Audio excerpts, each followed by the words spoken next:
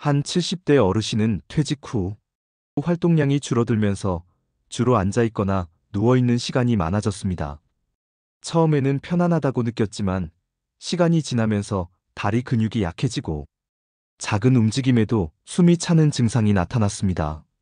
병원을 방문한 결과 근육 감소와 폐 기능 저하로 인해 일상생활이 점점 제한될 수 있다는 진단을 받으셨습니다. 이처럼 장시간 누워있는 생활은 우리 몸과 마음에 많은 영향을 줄 수 있습니다.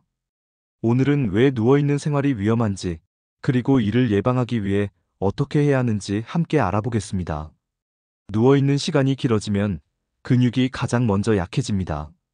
움직이지 않으면 근육이 빠르게 줄어들면서 낙상의 위험이 커지고 걷기조차 어려운 상태로 이어질 수 있습니다. 특히 나이가 들수록 근육이 회복되는 속도가 느리기 때문에 평소의 움직임이 더욱 중요합니다. 폐 기능도 영향을 받습니다. 누운 자세가 길어지면 폐가 충분히 팽창하지 못하고 얕은 호흡이 지속됩니다. 이로 인해 폐렴 같은 호흡기 질환의 위험이 높아지며 특히 면역력이 약한 노년층에서는 폐렴이 큰 건강 문제로 이어질 수 있습니다. 또한 움직이지 않으면 혈액순환이 느려져 혈전이 형성될 위험도 커집니다. 하지정맥에 생긴 혈전이 심각한 경우 폐로 이동하면 생명을 위협하는 폐색전증으로 이어질 수 있습니다. 이 모든 문제는 단순히 누워있는 생활이 오래 지속되는 것만으로도 발생할 수 있습니다. 신체적 문제뿐만 아니라 누워있는 생활은 마음에도 영향을 미칩니다.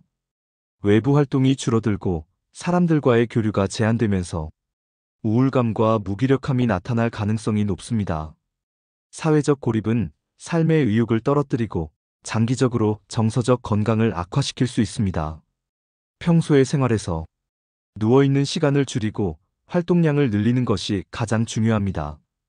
예를 들어 한 어르신은 아침마다 30분 정도 집 근처를 산책하면서 폐 기능이 개선되고 근육을 유지할 수 있었습니다. 산책을 시작한 지 한 달 만에 숨이 차던 증상이 사라지고 몸의 움직임이 훨씬 자연스러워졌다고 말씀하셨습니다. 또 다른 분은 침대에 앉아 다리를 들어 올리거나 발목을 돌리는 등 평소 생활에서 간단한 스트레칭을 수시로 하면서 혈액순환이 좋아지고 기분도 한결 밝아졌다고 하셨습니다.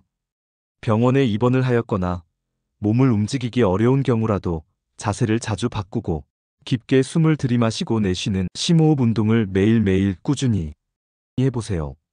이 간단한 행동만으로도 폐렴 예방에 큰 효과를 볼 수 있습니다. 전문가들은 누워있는 생활이 건강에 미치는 영향을 강조하며 평소 작은 움직임이라도 꾸준히 유지할 것을 권장합니다. 가벼운 산책과 스트레칭, 심호흡 같은 일상적인 활동만으로도 근육과 폐 기능을 유지할 수 있고 혈전과 같은 심각한 문제를 예방할 수 있습니다. 가족들과의 대화와 정서적 교류를 통해 사회적 연결을 유지하는 것도 건강을 지키는 중요한 방법입니다. 몸과 마음이 함께 건강해야 삶의 질을 높일 수 있습니다. 누워있는 시간이 길어질수록 신체와 마음에 부정적인 영향을 줄 수 있습니다. 하지만 작은 노력으로 충분히 예방할 수 있습니다. 지금 바로 산책, 스트레칭, 심호흡 같은 작은 움직임부터 시작해보세요. 그 작은 변화가 더 건강하고 행복한 내일을 만들어줄 것입니다. 도움이 되셨다면 구독과 좋아요를 눌러주세요. 감사합니다.